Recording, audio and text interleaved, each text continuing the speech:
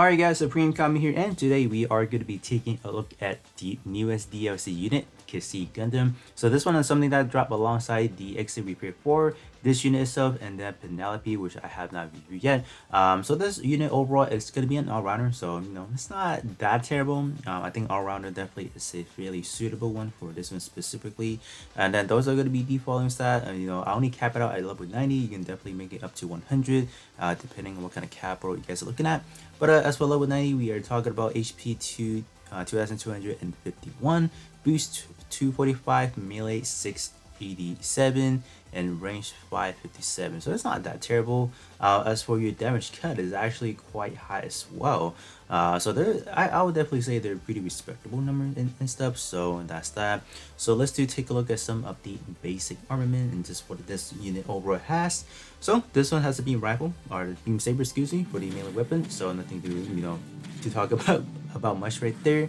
Going over to the main ranged attack, we had this at the beam rifle, 7 ammo and then 10 seconds for the reload time. So it's pretty good and stuff. So going over to the sub 1, we have the beam rifle, high power. So this one is pretty much going to be like shooting up a long beam attack to your enemies. So this one could be a sufficient one to be looking at if you want to kind of continue the combo and stuff. Me personally, I didn't find it too easy to kind of use it in a way to, if you want to combine anything else after that. But this one we're talking about 2 ammo, 16 seconds for the reload. And this one is going to be a beam, obviously. And then last but not least, for the sub 2, we have 3 triple missile. This one's going to be a physical. This one's also going to be a 2 ammo and 22 seconds for the reload. So this one could be a little bit longer, but this one, honestly, if you were to ask me how this one is, I think this one is definitely really similar to, let's say, the full armor that was Zeta in terms of like it has that tracking. So this one, and when you're firing it, it does not immediately go off. I think it's trying to ping in to see how many enemy they are per se, but it's not that bad. This one definitely is really fun in my opinion. And last but not least, we have the special attack, high mobility attack. So this one is going to be a hybrid combination, so you're talking about both physical and beam, melee and shots. So you got everything in here. So this one is going to make an initial strike, at least a close range attack, and then attacks with funnel missile. Okay, so this one is definitely packing a lot. So as far as building this one, I think it's pretty much trying to see if you can raise the ceiling for both your shots and then your melee to kind of get the best out of things. But other than that, I think the overall kit is definitely really fun, especially the sub 2.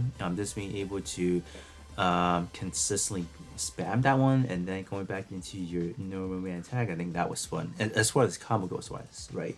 But other than that, that's going to be pretty much it as for the basic armament. So let's now talk about what kind of equipment I went for this unit here. Alright, so as for the equipment, I have the following. So I actually did snatch up a few good equipment like this one. This one is boosting specifically for melee and shot. So this one is a godly roll. I think this one is up to like 500, something like that. So this one, honestly, I'm still trying to play that new DLC mission, like the one after like the actual main story. I'm trying to farm up something else for, let's say, for specifically infighter and then specifically for sharpshooter. So that's definitely work in progress. But other than that, all the other ones are definitely really good. As far as how I built mine, I pretty much want to have another ammunition, especially for the sub 2. So I went for a sub weapon limit use up by 31% and then another 42%. So those two combined was enough to raise everything up pretty much by 2, by 1, by 1 right there. Other than that, all the other one is trying to find like a middle ground. So this one's boosting melee, boosting shots, and then boosting shot 1 second right there. This one, like I said again, as for the equipment itself, it is a little bit leaning towards shot base if you want. So that's why I did opt to focus that one a little bit more. But if you guys are able to form up a few of these here, I'll definitely try to replace maybe. I think if I was able to pull another one, I think the next thing that I will replace is actually going to be this one right there. Just because this one is only specifically boosting, sub 2, which that's kind of selfish in it itself. So that's definitely something that I will plan to replace and then have my melee a little bit higher. But with that said, that's pretty much all I'm using, and it has been fairly effective. So equipment set, I went for the following. So I have the lucky shot, armor piercer, and then sniper. So I feel like lucky shot is definitely something that I pretty much feature in every review or overview in a way.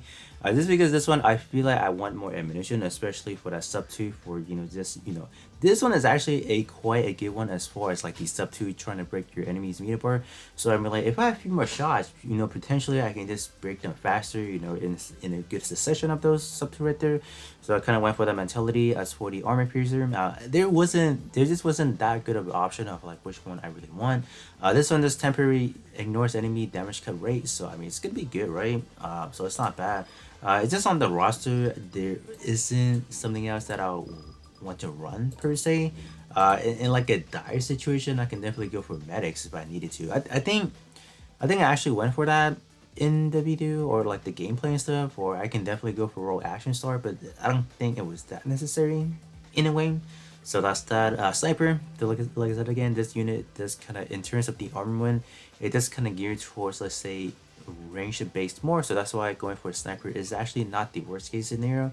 Just increasing a little bit more for the range attack is definitely not that bad. So that's pretty much what I have been using as far as for the Gundam here. Alright, so let's do a little bit of a quick demonstration for the Cassis Gundam's combo. So there's three specific combos that I went for here. So the first one that we are looking at, I pretty much went for a specifically normal melee attacks, going into the sub 2, and that's it. Now to that, I did went for a knockdown, so if you do want to reset your combo from ground up, you can definitely do that. And just this one, we are specifically going to be using the sub 2. So as far as this one, how they set it up, it was a little bit different. So right there, I could continue with another sub 2 if I wanted to, instead of that knockdown, but that's pretty much where I'll kind of end things off. And then right now, we are going to be doing a complete combo with like, doing the sub 2. And then going back into the sub 1 and just kind of continue the combo. Like I said again, this is only as a quick demonstration. You can definitely continue the combo if you wanted to, but that is pretty much as far as I gotten with the combo here. Alright, so as for my kind of like a quick conclusion for the Cassis Gundam, I think overall this one being an all-rounder was actually quite exceptional in my honest opinion, just because of the recent update with the all-rounders that when you guys are using the special attacks, it is actually get reloaded twice as fast. So with the combination of the sub 2 just being able to spam all those missile funnel, like I feel like this one, if you can get those numbers right, those like combo hits going on, you can definitely make your special attack. So you can definitely rely on your special attack more if you needed to. So that's definitely something I found great about this overall unit. As far as reality, so expectation versus reality, I feel like as for the just in the training ground, just me trying to use that melee combo, like the normal melee attack going into sub 2, it works fine, right? But once you hop into like actual battle, there's just that quick split seconds where when you want to use your sub 2 and it drops. So your enemy went from having broken meter bar, having like their meter completely fill up. So that was something I feel like it's more or less like time issue. That's definitely on my end of it. I feel like. So those are just little stuff that I found that it doesn't really work as well. It just doesn't work as good as you want it to, right? I guess that same things go for, let's say, sub 1. I started trying to do the combo. I feel like it's just that trying to get those timing right as trying to go back into the normal combo. It just doesn't seem right in a way. So like I said again, I'm just using it as in the standpoint of like, casually without any like, studying like extremely hard or like going into excessive hours or like let me see if I can get the right combo going on. But overall, I think this one is definitely really easy to master in a way, especially going back to sub 2, just having able to split your missiles into the enemy if needed. That's definitely going to be great. So that to me felt like a mini full armor unicorn, or even like a mini full armor double Zeta as well. But those are specifically, let's say, sharpshooter. Well, this one is an all-rounder, so you can go back into melee as you wanted to in a way. So that is actually something that I find interest in the Cassis Gundam. But do let me know, how do you guys feel about the Cassis Gundam? Do you guys feel like it's a very well-done unit? What do you guys feel like it could be improved upon? So you guys can definitely let me know that in the comment section below. But with that said, I'll be catching you on the next one.